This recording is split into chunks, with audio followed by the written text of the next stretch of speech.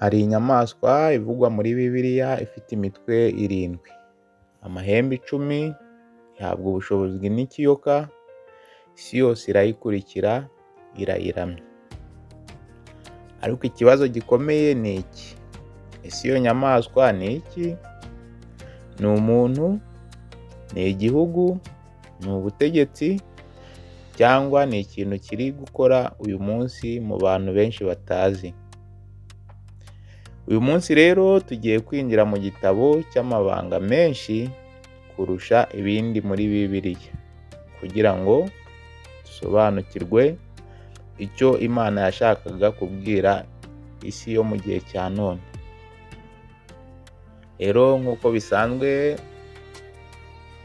ntibagirwe gukora subscribe kutarayikora, share ndetse na comment. Ni iby'igiciro gikomeye cyane kugira ngo ibiganiro tubakorera bijye bigera ku bandi bantu benshi cyane. Rero duhereye ku gice cya mbere, turibaza se inyamaswa yavuye mu nyanja?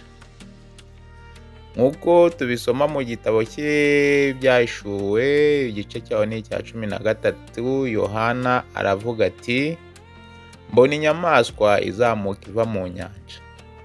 Iyo nyamaswa yari ifite imitwe 7, amahembe 10, kandi isa n'ingwe cyangwa idubu n'intare. Ibi ntabwo ari impanuka.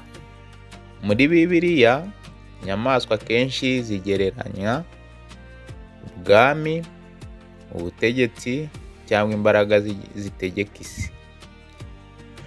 Iyo nyanja nayo isobanura abantu benshi, amoko n'ibihugu byinshi. Bisobanuye ko iyi nyamaswa ari ubutegetsi bukomeye buzazamuka hagati y'amahanga, cyangwa se bwamaze kuzamuka hagati y'amahanga menshi. Igice cya kabiri rero, turibaza impamvu isi yayikurikiye. Nicyo kibazo tugiye kwibaza, ariko hari icyo Bibiliya ibivugaho. Bibiliya avuga ko isi yose yatangariye iyo nyamaswa. Se ni ukubera iki yayitangariye? Kubera ko ifite imbaraga, ububasha, ubukungu n'ubushobozi bwo kuyobya abantu. Iyi nyamaswa rero ntabwo isa nabi, cyangwa se isa neza, isa n'ifasha abantu. Ifite ubugwaneza, ibintu byo gufasha abantu, yiyerekana ko ari inyamaswa nziza cyane. Ariko imbere harimo kuyobya ukuri kujyanye n'ijambo ry'Imana no kurangaza abantu bemera Imana. Niyo mpamvu abantu benshi muri iki gihe bakunda ibintu bidafite Imana, byubaka icyubahiro cy'umuntu, n'ubuzima budakeneye ukuri kwa Mungu. N'ubuzima budakeneye ukuri kw'Imana. Byumva ko ahantu henshi cyane abantu benshi ngo barimo bararangazwa cyane n'ibintu bidafitiye Imana umumaro, bigendeye kubaka icyubahiro cyabo, aho bakibera mu buzima budakeneye Imana, kandi ntabwo ariko Imana ibashaka. Ko Imana iragukeneye njye nawe kugira ngo tube mu murongo wayo nk'uko ibishaka. Naho igice cya gatatu, turarebera hamwe ikimenyetso cy'inyamaswa. Muri icyo gice haravuga ngo, muri icyo gice cya 13 muri Yohana, nk'uko Yohana yabyanditse mu gice cya 13 mu Byahishuwe, Bibiliya ivuga ko abantu bazahabwa ikimenyetso ku kuboko cyangwa ku gahanga. Rero abantu benshi bahita batekereza ibi. Bashobora gutekereza turiya tuntu bagiye twumva mu bihugu bya Amerika twa microchip, cyangwa se igendanye na tekinoloji, cyangwa ibintu by'amayobera biri aho. Ariko mbere ya byose, ikimenyetso gisobanura kwemera gukurikira gahunda y'iyo nyamaswa. Rero mu buryo bw'umwuka, agahanga kerekana ibitekerezo, naho ukuboko ko kugereranywa n'ibikorwa. Bisobanuye ko abantu bazemera uburyo bwo kubaho butandukanye n'ubushake bw'Imana. Murabyumva rero ko mu gihe uzaba wemeye ko icyo kimenyetso kikujya ku gahanga cyangwa se ku kuboko, gahanga urumva ko mu buryo bw'umwuka ari kwerekana ariko kerekana agahanga ariko kerekana ibitekerezo byawe. Urumva ko ibitekerezo byawe bazaba bifite, naho ukuboko kukagereranywa n'ibikorwa. Urumva mu kumara kugira ibitekerezo byawe byose aribo babifite, bazajya bagera igihe bagukoresha ibintu bashaka nyine, namwe murabyumva. Ariyo mpamvu dukwiye kugira gute, kuba maso, kugira ngo ibi bintu nanjye nawe bitazatugeraho kandi twarabwiwe.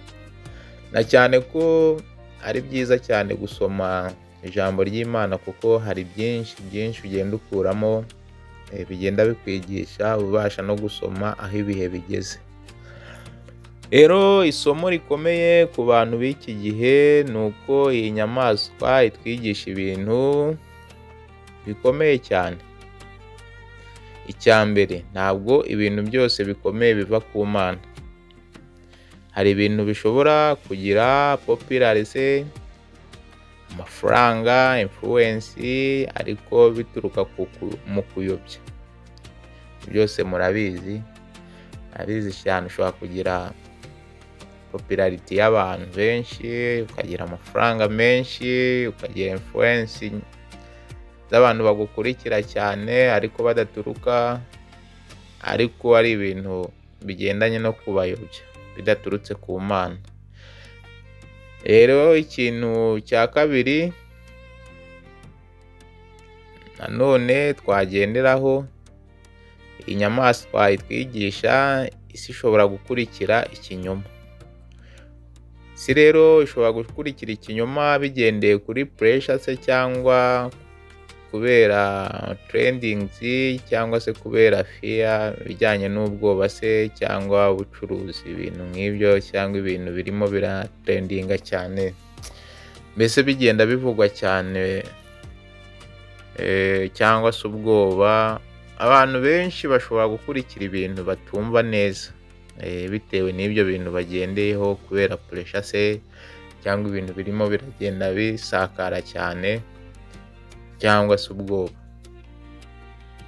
bitewe n'uko bo batabyumva neza bagukurikira. Naho icya gatatu, tugomba kugira discernment, aricyo kintu abantu b'iki gihe bagomba kugira gute, kumenya yuko bagomba gusenga cyangwa se gusoma ijambo ry'Imana ariyo Bibiliya, no kugenzura ibyo bumva gukurikira buri kintu cyose. Urumva ko icya gatatu byose ariho bikubiye muri discernment, harimo gusenga, gusoma Bibiliya, no kugenzura ibyo bumva aho gukurikira buri kintu cyose bumva.